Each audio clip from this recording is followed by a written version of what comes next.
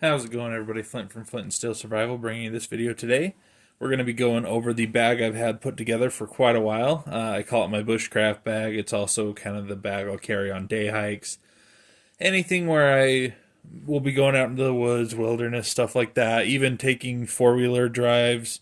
Anything where I'm going to be out somewhere, away from my house, civilization, etc. Just as like a emergency. All of a sudden I break a leg and I need to stay out there, something like that. Um, I've been messing around with it a little bit, so normally like this is actually pushed all the way in. I just kind of threw it back in there. But my goal today is I'm going hunting with a buddy on Sunday, so I'm going to take this kit, break it up a little bit, and put it back in my old bushcraft bag so I have more room, and kind of tailor this to a two guys going hunting. If something were terrible to happen, I'll have all the first aid stuff and survival stuff if necessary to pull us through any situation. I'm not the one carrying the gun, I'm just going along with them. So I have a little bit of extra weight I can carry. So I figured I'll put a little bit of a survival kit together here and I'll show you how I build that out too. But first video is going to be what I currently have put together. So let's just take a look at it. First off, I've shown a video of this before, I believe. I created this piggyback sheath system for the SE4. This is Flat Dark Earth. You guys know I like it. And the SE Azula, Flat Dark Earth. And the best part about the sheath for me, you pop that off, throw this in your pocket. This can stay in the bag. Or it's super simple to pop that guy off if you wanted to just have this. I also dropped the sheath because I hated the fact that this sat so high on the belt. I mean, your belt would sit here before, and then it would stick way up. This drops it to a comfortable drawing height below your belt line. I just thought that was a lot better, so I made this little leather piece to go get that to happen. But this is the regular clip, and then I also threw a ferro rod on it. Made this a nice little kit, and then it just clips right on. You don't have to take your belt off or anything, so that's everything for me. This is going to go in that kit, so I'll move it to the side. And then you can see I got some new Ranger eyes and stuff over here. You guys saw the EDC bag. Next, because of how lightweight it is, how sharp it is, and how many uses, good hammerhead, I picked this bare bones tomahawk that I had as my staple axe because I didn't carry an axe in here because all of my hatchets were so heavy. But this being a tomahawk, it's super light. Anything ever happens to the handle, you can fashion a new one. But you can see I've used it a little bit, and my one complaint about this is the coating, and I think I mentioned that before. Maybe that was just on Instagram, but the coating is very cheap and kind of just rips right off as you start to use this thing. So just cover up the blade so I don't stab myself. But I do like this little sheath, keeps it protected, slips right in that front thing, only the little bit of the handle sticking out. I used to carry this on the side, flopped around like crazy, tried to carry in the bag, but the handle would stick out. So that little front pocket's perfect. It still lets me zip the main compartment, keep it waterproof. Oh, and this is the Outdoor Products Arroyo 13 liter. I have two of them. I have this black one. They're slightly different from each other. This one's got the main pocket here instead of a full second pocket. It only comes down to about there. But anyway, I like the bag. Got this one at Target, the other one at Walmart. They're like $20. So I used them for a while. And then on the side, you'll see I've got a metal water bottle. Stainless steel, perfect for boiling in if you had to, unlined, so that makes it even better. So you do have to be careful how you clean it and stuff, because the stainless steel is super, like, unbleach friendly and stuff. I learned that the hard way once. Only problem is, like, it's a plastic top, so you wouldn't be using that anywhere near the fire. Same with that seal, but it does seal water really well. And then, very important, a good pair of gloves. I love these mechanics ones. These are just the like normal. I don't know if they actually have a name. I'm assuming utility glove. Super thin, but they protect your hands pretty well. I mean, I'm not expecting them to do a whole lot, but it's better than bare hands for slivers and stuff. Make sure there's nothing else in there. Didn't think so. Now the small pocket. This is where we have my SME gear, or SME patch. my Sasquatch, on a STWMN. That's what it is. You'll see the tools in here: flashlight, Gerber armbar, Canset bevy, poke pen, juice, C, the corkscrew one, charger for the flashlight, all in this cool little blaze orange pouch. And then normally up here I'll throw 100 rounds of 9mm. I just don't keep it in there because I keep all my ammo locked up. It's one of the most precious resources we have right now, it feels like. So I don't leave that just out and about. And then I really like what I've done to the main pouch. People might not like it as much as I do, but you'll see I have a belt. This is a nice leather, really solid buckle belt. Then here it is. That is for my tomahawk. So what I can actually do, and this is my plan, if I ever had to start surviving out of this, because it's a small backpack, you don't want to be constantly taking your backpack on and off. If I get to a survival situation where I need this, pull out the belt, put some things on the belt that I can carry, and then inside of this main pocket is a belt pouch. That's all that's in this. You can put a water bladder in it if you want, but that all slides out, and then I can reorganize my gear to what I need right on me versus what I need in the bag. So it's going to free up bag space for gathering. I can use this bag as gathering, but this is also extra waterproofing. So once you slip this in, it literally just, you pull the whole thing out when you're ready to go. And this is stuff I don't need on a hike normally, so it's just stuff in case I need it. First things first, inside this dry pouch is a stove. It's one of those little stainless steel portable stoves you can just set up really quick. I chose not to do butane since I leave it in the bag. It gets thrown around the truck a lot, so I just didn't want to deal with that. This here is a solar charger, so it's solar flashlight that you can charge devices off of it. Let's see if I have any juice. Nope, hasn't been in the sun for a while.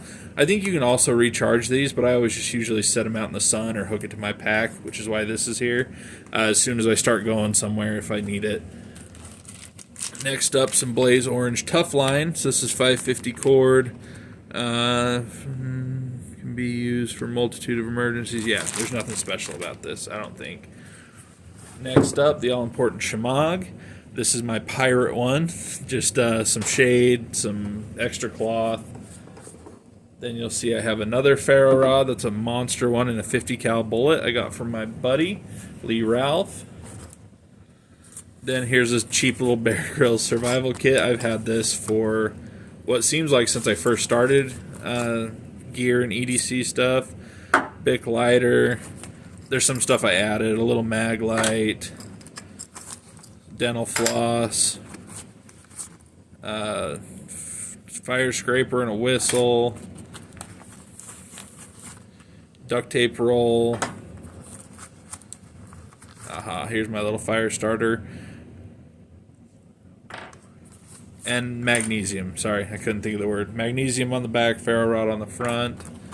And then this is the full kit. Oh, wait, one more thing. Nope. So this is the full Gerber Bear Grylls survival kit that comes pre-put together. I don't think I've messed with anything in it. Tiny knife, whistle, fire starter again, some wire, some matches. Can never have too many of one thing, especially if you need it. If you need to count your life on it, you might as well have multiple. We all know that. Throw this all back together, pardon me. This is the small pouch that keeps on giving. Plus, another cool thing about this is if you have a buddy with you, or family, or my wife, you can just hand them this and it gives them a first, basic kit. Plus, this is kind of cool. It's like the signals and stuff, Alpine Rescue, ground distress symbols.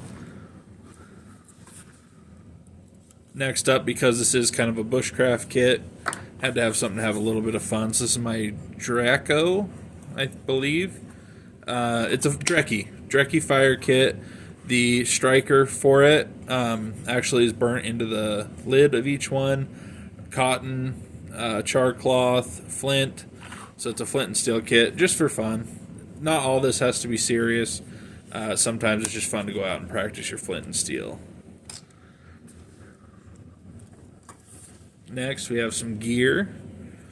Ranger beads to get your pace counts in. I might actually take those and use them while we hunt. This is a sling I made, also another thing that's just for fun.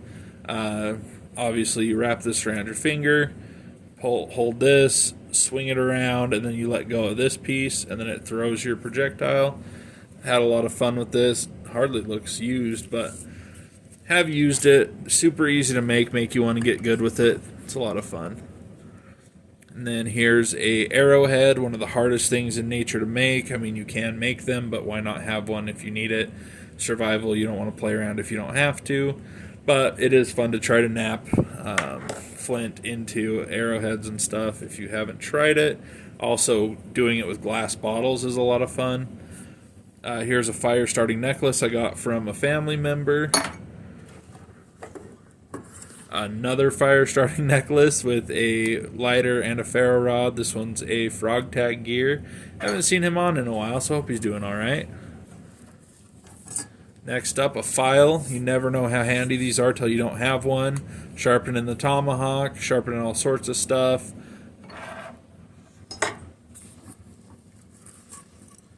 Next up is my metal cooking pot. A lot of this small stuff sits in it at the bottom. Nice little cup for making fire coffee or actually boiling water in. So I have multiple ways to do that as well. You'll see my life straw, super important. Water is obviously the #1 killer in survival. So make sure you have plenty of ways to get safe water, because drinking unsafe water, while sometimes worth the risk if it's your last, chance at not dying, if you have a way to purify it really quick, do it. Then boiling is a second option. Here's my all-weather emergency sleeping bag. And I go for the bag ones versus just the regular blankets because you can do a little bit more with them. Then you'll see my fire blower with the little rake. Got that in an alpaca box. Super useful. My saw, because you don't want to be chopping down trees with an axe. It's just, you can. But if you can saw one down, it's going to save you time and calories in essential situations. Once you've got it sawed down, you need to split it. Tomahawk's awesome for that. I believe that's all the small stuff. And then this is a absolute all-star piece for this kit. Hideaway tarp. You can build tents with it super easy, along with the cordage. It's just super nice not to be sleeping straight on the ground. You can make yourself a little A-frame tent. Anything to block wind, snow, all that stuff will be up in the snow. So this will be definitely going with me. It's an absolute rock star piece of equipment. The hardest part is folding it back up and putting it away. I've done it twice now, and it's just not a good time. So yeah, you can see. Here's my belt kit. It's even got a little hanger here where I could hang something on it once I put it on the belt. Super big, super tough belt loop. And then it just all folds up. It's got a little pocket in the front. You can roll it down. I'll show you guys that. Roll it down like so. Show you inside. Nice and big, but perfect drop pouch. So my first thought in a survival situation is stop, assess the situation. I just realized I need a compass in here. I was going to say, find your bearing, get a direction to shoot for. While you're doing that, take stock of your gear. Make sure you have what you need. Put anything super important straight in here. Everything else goes in the bag till you need it. And then this would be on your belt. This would be on your belt. For me, I'll have a gun. And knives, you got those. So determine what's right at hand. Determine what you need when you have a chance to set down your bag and, look through it. Get it all sorted, and then make your way towards safety. So that's what I've had in that bag for a couple of years. I just want to share with you guys before I rip it apart and start putting it into this hunting bag. You can see I already got my water filter set in there because I didn't want to forget. A second one, I'll have a life straw and a second for a partner. So that's it for today, guys. I'll catch you when I put this together. I'll probably leave all the gear out and then we'll load it in the video. So talk to you guys soon. Bye.